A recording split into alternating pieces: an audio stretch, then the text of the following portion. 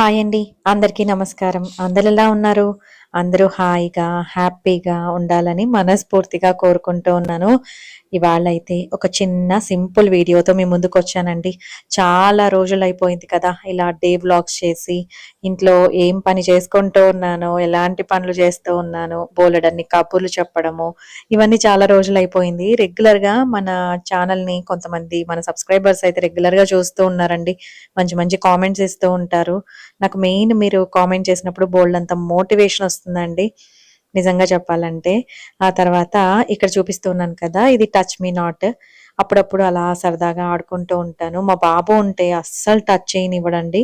అందుకనేసి తను కాలేజ్‌కెళ్ళిపోయిన తర్వాత ఇలాగా కాసేపు ఈ మొక్కలతో అయితే టైమ్ స్పెండ్ చేస్తాను. ఎస్పెషల్లీ టచ్ మీ నాట్ అన్ని స్టెమ్స్ కూడా టచ్ చేసేయాలి అని అనిపిస్తుంది. బట్ ఇంక తనున్నప్పుడు కుదరదు కాబట్టి కాలేజ్‌కెళ్ళాక నేను ఇలాంటి పనులన్నీ చేస్తూ ఉంటాననమాట. ఆ తర్వాత ఈ మొక్కలన్నిటికి సాయంకాలం నీళ్లు పోస్తానండి. జస్ట్ మా ఇంటి ఎంట్రన్స్ డోర్ ఉంటుంది కదా! దాని బయట ఉన్న బాల్కనీకి సాయంకాలం నీళ్లు పోస్తాను. ఈ పాట్ గురించి హ్యాంగింగ్ పాట్ గురించి చాలామంది అడిగారు.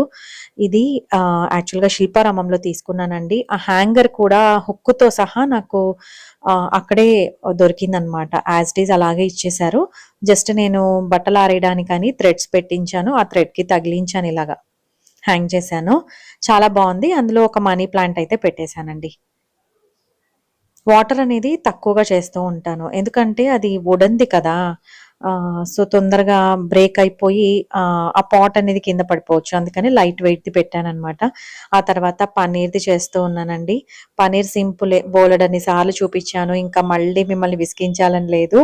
ఇప్పుడైతే జస్ట్ ఇంట్లో హోమ్‌మేడ్ పన్నీరే రెగ్యులర్‌గా చేస్తూ ఉన్నాను. ఇంకా అస్సలు బయట తెప్పించలేదండి. ఒకసారి ఏమైందంటే జెర్సీ పన్నీర్ తెప్పించాను. సాఫ్ట్ పన్నీర్ అని బిగ్ బాస్కెట్‌లో ఉంటుంది. అది తెప్పిస్తే రెగ్యులర్‌గా తెప్పించినట్టే తెప్పించాను. బట్ దాని మీద డేట్ ఉంది కానీ, లోపల అది స్పాయిల్ అయిపోయిందండి. అంటే జిడ్డు జిడ్డుగా డిఫరెంట్ స్మెల్ అంటే స్పాయిల్ అయిపోయిందని తెలిసిపోతోంది. సో, బిగ్ బాస్కెట్ వాళ్ళకి కంప్లెయింట్ రైజ్ చేస్తే వాళ్ళు రీఫండ్ చేసి, "ఆ పీస్ అలాగే పెట్టండి. మేము తీసుకెళ్తాము" అని చెప్పారు. సో, వాళ్ళైతే రిటర్న్ తీసుకెళ్ళిపోయారు. ఎందుకొచ్చిన గొడవ ఇంట్లోనే చేసుకుందామని ఇంట్లోనే ప్రిపేర్ చేస్తూ ఉన్నాను. అప్పటినుంచి కొంచెం భయమేసిందండి. సో, ఆ తర్వాత సపోటాలయితే కంట్రీ డిలైట్‌లో తెప్పించాను. సపోటాలు బా వస్తున్నాయి. స్వీట్‌గా ఉన్నాయండి. నేను ఫస్ట్ టైమ్ తెప్పించాను కంట్రీ డిలైట్‌లో. జస్ట్ మిల్క్ ఒకటే తెప్పించుకుంటాను. ఇలా అప్పుడప్పుడు ఏమైనా చిన్న చిన్నవి యాడ్ చేస్తానండి. కంపల్సరీగా ఏమి యాడ్ చేయను కానీ, ఎప్పుడైనా అర్జెంట్‌గా కావాలి నెక్స్ట్ డేకి అన్నప్పుడు చేస్తూ ఉంటాను. సపోటాలయితే బావున్నాయి. మీరు ఒకవేళ కంట్రీ డిలైట్‌లో ఏదైనా తెప్పించుకుంటూ రెగ్యులర్‌గా ఉంటే సపోటాలు ట్రై చేయొచ్చు. అంతవరకేనండి. జస్ట్ ప్రమోషన్ ఏమీ కాదు. ప్రమోషన్ చేస్తే ఖచ్చితంగా పైన ఇంక్లూడ్ పెయిడ్ ప్రమోషన్ అని అయితే నేను మెన్షన్ చేస్తానండి. ఈ మధ్య కాలంలో నార్మల్‌గా పెడుతూ ఉంటేమో ప్రమోషన్స్ అనుకుంటూ ఉన్నారు. అలాగే ప్రమోషన్ చేసిన వాళ్ళనేమో నిజంగా చెప్తూ ఉన్నారేమో అని జనాలంతా అలాగే ఫీల్ అయిపోతూ ఉన్నారు. అందుకని చెప్పాల్సొస్తోంది. అలాగే మార్నింగ్ బ్రేక్‌ఫాస్ట్‌కైతే పెసరట్టు చేశానండి. నాకు పెసరట్టు చేయడం చాలా బాగా వచ్చనమాట. అంటే నేను చేస్తే పెసరట్టు చాలా నచ్చుతుంది అందరికీ. అందుకని చెప్తూ ఉన్నానండి. జస్ట్ పెసలు నైట్ నానేస్తాం కదా! మార్నింగ్ గ్రైండ్ చేసేసి అందులో ఒక్క టీ స్పూన్ కానీ, 2 టీ స్పూన్స్ కానీ బియ్యం పిండి వేస్తానంతే. మళ్ళీ బియ్యం నానేసి అదంతా ఏం గ్రైండ్ చేయను. జస్ట్ బియ్యం పిండి యాడ్ చేసి గ్రైండ్ చేస్తాను. చాలా బాగొస్తాయండి పెసరట్టు. నేను ఎక్కువగా పెసరట్టు నాన్ స్టిక్ ప్యాన్‌లో వేస్తాను. కొంచెం బావుంటాయనేసి. ఆ తర్వాత కన్హా శాంతివనంకి ఒకసారి వెళ్ళామండి. కంప్లీట్‌గా డే ఔట్ లాగా వన్ డే మార్నింగే ఎళ్లి ఈవినింగ్ వరకు అక్కడ టైమ్ స్పెండ్ చేసొచ్చాము. అప్పుడు కొన్ని ఐటెమ్స్ తెచ్చుకున్నామండి ఇలాగా. ఇక్కడ హనీ చాలా బావుంది. అంటే తులసి ఫ్లేవర్ ఒక ఫ్రూట్ ఫ్లేవర్స్ కూడా హనీ అయితే ఉంది. జస్ట్ అంటే నేను తీసుకోమని చెప్పను కానీ మాకు బా నచ్చిందనమాట. అక్కడికి వెళ్ళినప్పుడు అక్కడ స్టోర్ ఉంటే తీసుకున్నాము. ఇంకెలాగో ఇంట్లో కొన్ని సరుకులు కావాల్సి ఉన్నాయి. అక్కడ ఎలాగో దొరుకుతూ ఉన్నాయి కదా అని వాల్‌నట్స్ విత్ షెల్స్‌తో ఉన్నవి, తర్వాత pink salt, pink rock salt, coffee powder అలాగే కొన్ని నట్స్ తీసుకున్నాం అనమాట. ఇక్కడ ఖర్జూరాలయితే కొంచెం స్వీట్‌గా ఉన్నాయి. బావున్నాయండి. మీరెవరైనా రెగ్యులర్‌గా కన్హా శాంతివనంకి వెళ్తూ ఉంటే ఎప్పుడైనా అలా తీసుకోవచ్చు. బావున్నాయి క్వాలిటీ అయితే. ఆ తర్వాత ఒక చిన్న ఇన్ఫర్మేషన్ అండి అంతే. చెప్పడం ఎందుకంటే ఎవరైనా రెగ్యులర్‌గా కొంతమంది వెళ్తూ ఉంటారు. మెడిటేషన్ చేసుకోవడానికి. అలా వెళ్ళినప్పుడు ఇలా స్టోర్ ఉంటుంది తీసుకోవచ్చు అని చెప్పడానికి. ఆ తర్వాత ఊరు నుంచి వచ్చేటప్పుడు ఇలాగా చేపలు చీరాల నుంచి వచ్చినప్పుడు మా బావ వాళ్ళు ఇలాగా ఫ్రెష్‌గా కొరమీను చేపని ఇలా కట్ చేయించి నీట్‌గా మసాలా పెట్టిచ్చారండి మా వదిన. సో, ఈ బాక్స్‌ని నేను యాజ్ ఇట్ ఈజ్ ఫ్రీజర్‌లో పెట్టుకున్నాను. 1 డే తర్వాత నెక్స్ట్ డే తీసి ఇలాగా జస్ట్ ఫ్రై చేసుకోవడమే. చాలా అంటే చాలా టేస్టీగా ఉన్నాయి. ఆ తర్వాత గోధుమ పిండి ఇంట్లోనే ప్రిపేర్ చేసుకుంటానని చెప్పాను కదా! రెగ్యులర్‌గా నేను చేసే ప్రాసెస్ చూపిస్తూ ఉన్నానండి. 4 కేజెస్ గోధుమలు తీసుకుంటాను. అందులో జస్ట్ అన్నీ కూడా 100 గ్రామ్స్ మిక్స్ చేస్తూ ఉంటాను. ఒక్కొక్కటి 100, 100 గ్రామ్స్. సజ్జలు కొన్ని, జొన్నలు, డ్రై స్వీట్ కార్న్, సోయా ఇవన్నీ మస్ట్‌గా యాడ్ చేస్తాను. 100 గ్రామ్సే యాడ్ చేయడం వల్ల నాకైతే చపాతీలు సాఫ్ట్‌గానే ఉంటాయండి. పూరీలు కూడా పొంగుతాయి. నేను రీసెంట్‌గా ఒక షార్ట్ వీడియో కూడా పెట్టాను. అది వైరల్ అయింది. సో, అలాగా పూరీలు కూడా వస్తాయి. ప్రాబ్లమ్ అయితే ఉండదు. 4 కేజెస్ ఇలాగా ఎవ్రీ మంత్ నేనైతే పిండి మిషన్‌కి పంపిస్తాను. గోధుమ పిండి తయారు చేసుకుంటాను. ఆ తర్వాత ఈసారి ధనియాల పొడి కూడా అయిపోవచ్చిందండి. అందుకోసం ధనియాలు 1 కేజీ తెప్పించేసాను.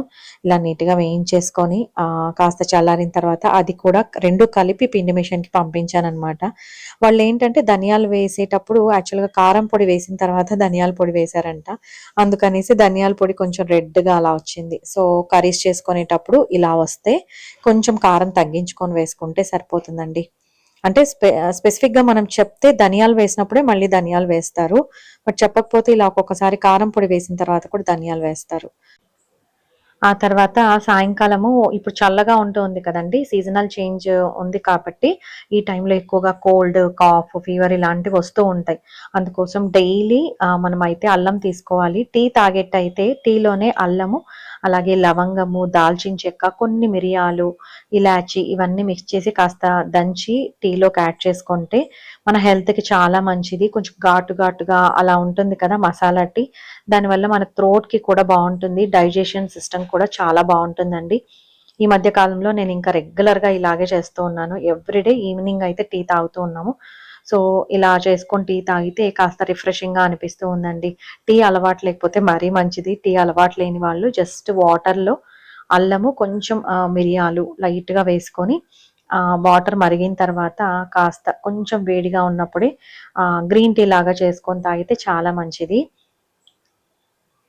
ఇలాగా ఈవినింగ్ టీ అయితే ప్రిపేర్ చేసుకుంటూ ఉన్నానండి. అసలు విండోస్ అన్నీ మాక్సిమం క్లోజ్ చేస్తూ ఉన్నాం. కొంచెమే ఓపెన్ చేస్తూ ఉన్నాను నేనైతే. ఎంత గాలి వస్తూ ఉందంటే అసలు విపరీతమైన గాలి ఉందండి. ఆ గాలిలో మనం బయట అయితే ఉండడం మంచిది కాదు. యాక్చువల్‌గా ఈ గాలి కాలం మంచిది కాదు అని అంటూ ఉంటారు కదా! సో, ఎప్పుడైనా బయటికి వెళ్ళినప్పుడు మాస్క్ వేసుకొని వెళ్ళడమే మంచిదని అనిపిస్తూ ఉందండి. మా బాబు కూడా కాలేజ్‌లో అదే చెప్తూ ఉన్నాడు. అందరికీ కూడా కోల్డ్, కాఫ్, ఫీవర్‌లు అలా ఉన్నాయమ్మా అనేసి. సో, ఇంకా కేర్‌ఫుల్‌గా ఉండటం చాలా అవసరము. పిల్లలకైతే స్కూల్ నుంచి రాగానే కంపల్సరీ ఒక ఫ్రూట్ జ్యూస్ అలా ఇవ్వడం మంచిదండి.